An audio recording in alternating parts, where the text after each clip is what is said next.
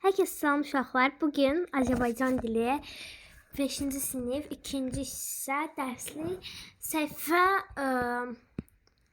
78, 79, bir də 80 işləyəcəyik.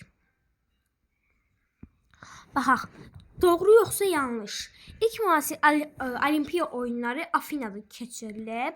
Bu doğrudur. Mən sizin üçün yazacağam. Bu doğru. Hər il keçirilən marafon yarışlarından yalnız peşəkar idmançılar iştirak edirlər. Bu yanlışdır.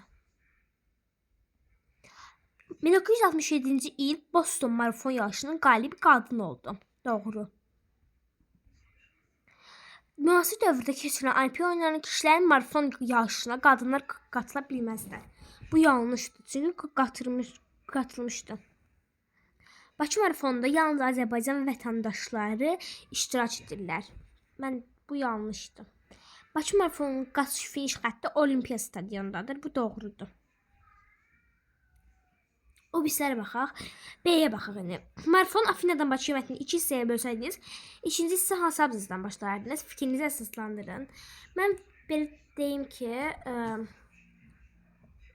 hansından başlayardım?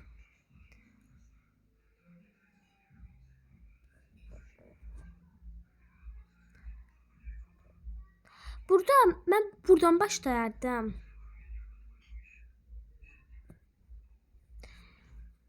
Bir dəqiqə uşaqlar, bir xəta olmuşdu burada. Mən buradan başlayardım. Yəni burada deyilib, beləliklə Catherine Switzer tarixin yaddaşında qadın marafonu piyano ritmi qaldı. Buradan yox, yəni buradan başlayardım. İkinci isə klassik marafon yarışlarını qaçış məsələsi təxminən ikinci abzas, yəni ikinci hissə buradan başlayardım.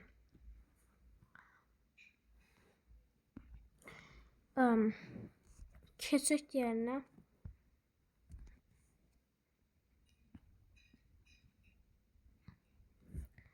Mətn abzaslarını ya yarım başlıqlarla adlandırın. Birincini adlandıra bilərik ki, bunu qoyun yazım, sizin üçün rahat olsun. Yazıram buna. Birinci sənə ilk Olimpiya oyunları.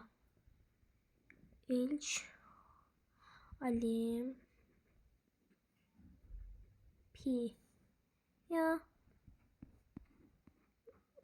oyunları.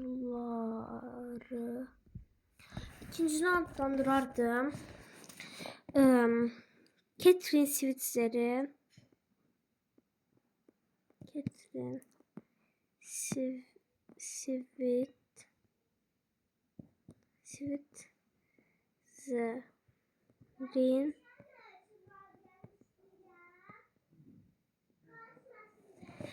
Catherine Switzer'in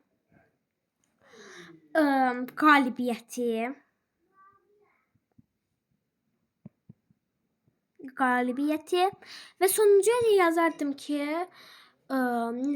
sonuncu nə yaza bilərik? Buna baxın, bir dəqiqə, tam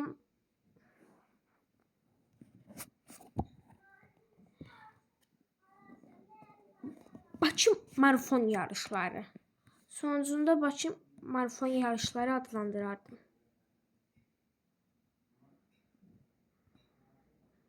Sonuncuya da Bakı marafon yarışları. Mən ilkinə deyim də.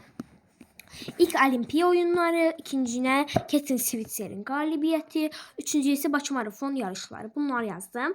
Mətndəki haşiyə ilə bağlı suallara cavablandırın. Sizcə haşiyədə verilən mətn bədidir, yoxsa qeyri-bədidir? Fikrinizi əsaslandırın. Haşiyədə verilən mətni göstərəcəm indi sizə. Haşiyədə belə bir mətnimiz verilib. Bu sarı rəngdə olan hissə haşiyədə olan mətnimizdir. Bu mətn deyək ki, bədii mətindir, yoxsa qeyri-bədii mətindir? Bu qeyri-bədii mətindir. Çünki bizə məlumat verib. Müəllif nə üçün bu məlumatı haşiyədə verib? Yəni haşiyədə verib ki, əlavə məlumatdır bu. Bu əlavə məlumat olduğu üçün bizə belə haşiyədə verib ki, tam mətnlə bağlı məlumat deyil, əlavə məlumatdır. Buna görə müəllif haşiyə bu maraqlıdır adlandırır. Bəs siz haşiyədəki mətni asılaşlı adlandırdınız. Müəllif bunu maraqlı eləmək üçün bu maraqlıdır adlandırıb. Mən isə o belə adlandırardım. Daha çox bunu verirlər. Bunu da bilin.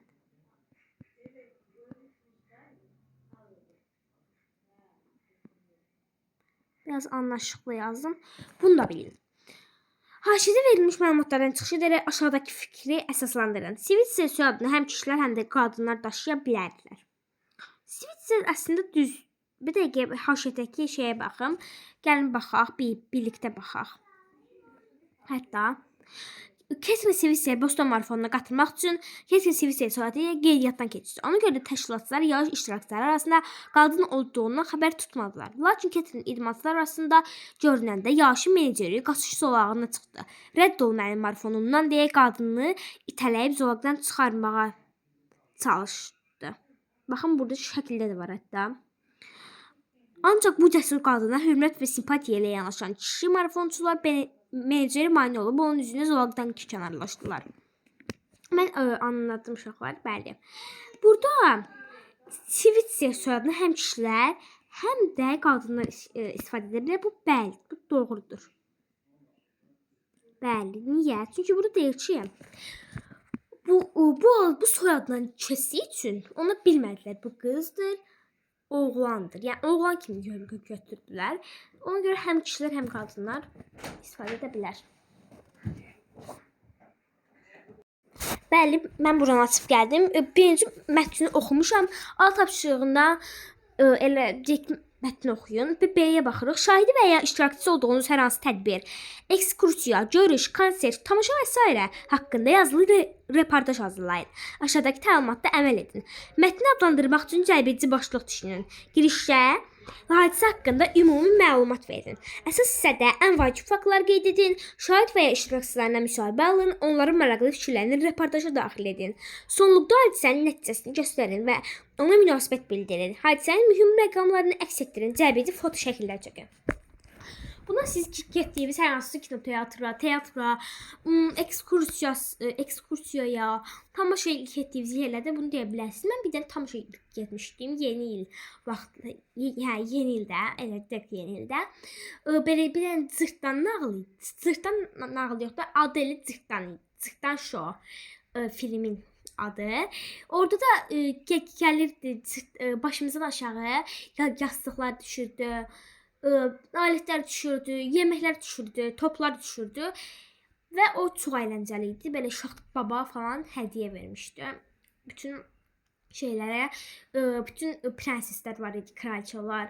Yəni elə bir də mətnə getmişdim. İndi bu mövzumuz deyil. Siz də hansı getmisinizdə, sizə nə maraqlı olubsa o haqqda yaza bilərsiniz. Mən bu getdiyimiz Cırtdan Show'unu çox bəyənmişdim.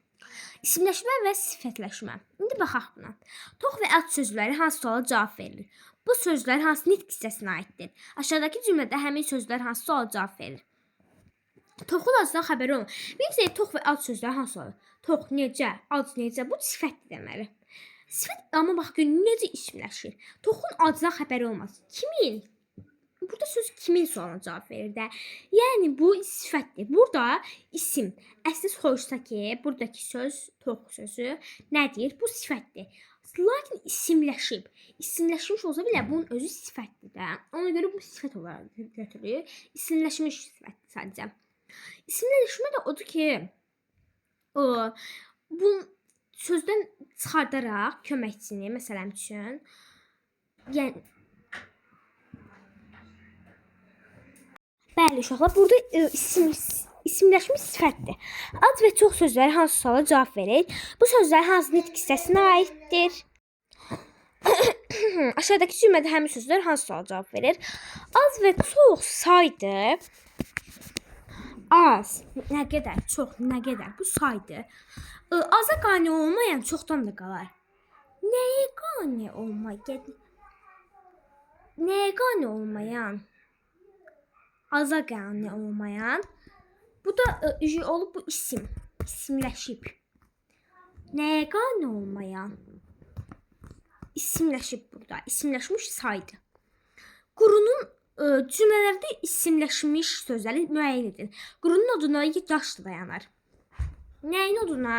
Qurunun. Burada qurunundur söz. Qurunun. Elə burada sadəcə sözləri tapırıq. Çoxları bu xəbəri səbirsizliklə gözləyirdi. Kimlər? Çoxları bu xəbəri. Nəyi gözləyirdi? Xəbəri. Burada xəbərdir. Burada xəbər deyil. Üzr çoxlarıdır. Çox burada nədir? Saydı, amma burada isimləşib. Növbəti oyunda sən qərarlarla oynayacaqsan.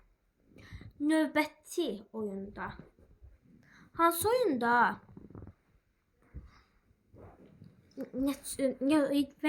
Neçənci oyunda? Sülh milyonların arzusudur. Burada milyonların sayı olmalıydı. Yəni, amma isimləşib də. İgid ölər, adı qalar. Kim ölər? Amma burada əslində sifət idi. Cümlələrdə isimləşmiş sifətlər seçin və onların ismə aid qrammatik xüsusiyyətlərini müəyyən edin. İgidin adını eşit, üzünü görmə. İgidin. Kimin? Burada da yəli çalan bildirir. İkinci mərhələdə cəsurlar müxtəlif sınaqlardan keçirlər. Cəsurlar burada larilər cəm şəkilçisidir. Qocudan demək cavandan eşitmək. Burada iki dənə var. Qocudan, cavandan.